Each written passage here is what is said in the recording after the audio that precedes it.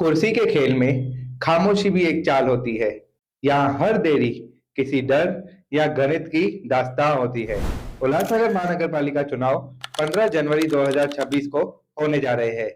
इसके लिए उम्मीदवारों के नामांकन दाखिल करने की प्रक्रिया 23 दिसंबर से शुरू हो चुकी है, जिसकी लास्ट डेट 30 दिसंबर तय की गई है। यानी अब महज कुछ ही दिन बच गए हैं। लेकिन हैरानी की बात यह है कि अब तक शहर की किसी भी बड़ी राजनीतिक पार्टी के नेताओं ने नामांकन दाखिल करना शुरू तक नहीं किया है।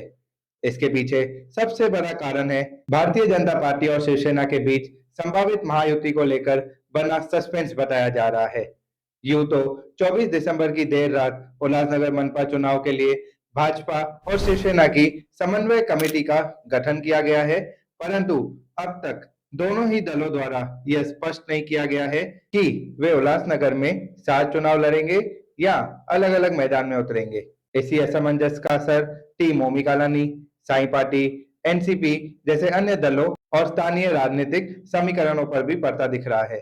राजनीतिक जानकारों के अनुसार यदि भाजपा और शिवसेना की महायुति की औपचारिक घोषणा अभी ही कर दी जाती है, तो दोनों दलों में बड़े पैमाने पर बगावत की आशंका है। इसका कारण यह है कि पिछले 4 वर्षों से दोनों ही पार्टियां नए, युवा और पढ़े-लिखे चेहरों को मौका देने के वादे करते आ रही है। ऐसे में यदि गठबंधन होता है तो सीमित सीटों के कारण कई दावेदारों को टिकट नहीं मिल पाएगा, जिससे असंतोष और बगावत का खतरा बढ़ सकता है। सूत्रों की माने तो स्थानीय परिस्थितियों और उल्लासनगर के राजनीतिक समीकरणों को देखते हुए महायुति का बनना आसान नहीं माना जा रहा है। हालांकि यदि गठबंधन होता भी है तो इसकी घोषणा 28 या 29 दिसंबर के आसपास ही की जा सकती है। नामांकन की अंतिम तिथि 30 दिसंबर होने के कारण देर से की गई घोषणा से उन नेताओं और कार्यकर्ताओं को बगावत का समय ही नहीं मिलेगा जो गठबंधन में प्रभावित हो सकते हैं। बताया जा रहा है कि नामांकन प्रक्रिया और कई तरह की परमिशंस में कई दिन लगते हैं, इसलिए यह रणनीति जानबूझकर अपनाई जा रही है। इसी बीच एक और बड़ा सवाल यह भी उठ रहा है कि पिछले 4 वर्षों से जिन नए और युवा चेहरों को आगे लाने की बात की जा रही थी, चुनाव नजदीक आते ही पूरा गणित फिर से सिटिंग नगर सेवकों के इर्द-गिर्द क्यों सिमट गया है? लगभग हर सिटिंग नगर सेवक अपनी सीट को अपना अधिकार मानकर बैठा है और पार्टी के शीर्ष नेता भी उन्हीं के समर्थन में खड़े दिखाई दे रहे हैं। यदि महायुति होती है, तो यह तय माना जा रहा है कि टिकट पुराने नगर सेवकों या फिर बड़े नेताओं के करीबी चेहरों को ही मिलेगा। इस स्थिति में यह सवाल भी उठता है कि यदि हर फैसला पार्टी के शीर्ष नेतृत्व द्वारा किया जाएगा, तो फिर आखिर जनता क्या तय करेगी? क्या बदलाव की चाह रखने वाले मतदाताओं की आवाज केवल नारों तक ही सीमित रह जाएगी?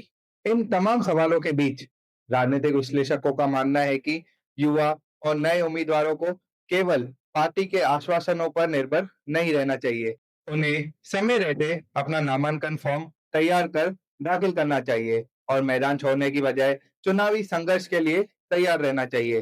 पार्टी का टिकट बाद में भी नामांकन के दौरान जोड़ा जा सकता है, लेकिन नामांकन न भरने से यह अवसर ही हाथ से निकल सकता है। जो इंतजार में रह गए, वो हाशिए पे धकेल दिए जाते हैं। यहाँ समय पर न उतरे तो नाम तक मिटा दिए जाते हैं।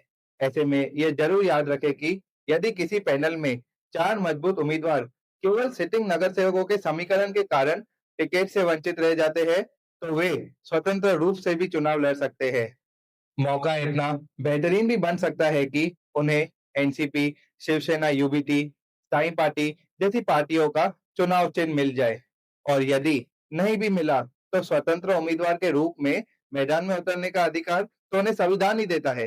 सभी युवा चेहरे यह जान ले कि इस बार का उल्लासनगर महानगर पालिका चुनाव केवल अधिकार का नहीं बल्कि जिम्मेदारी का चुनाव भी है।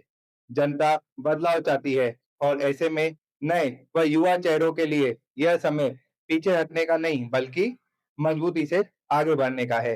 धन्यवाद।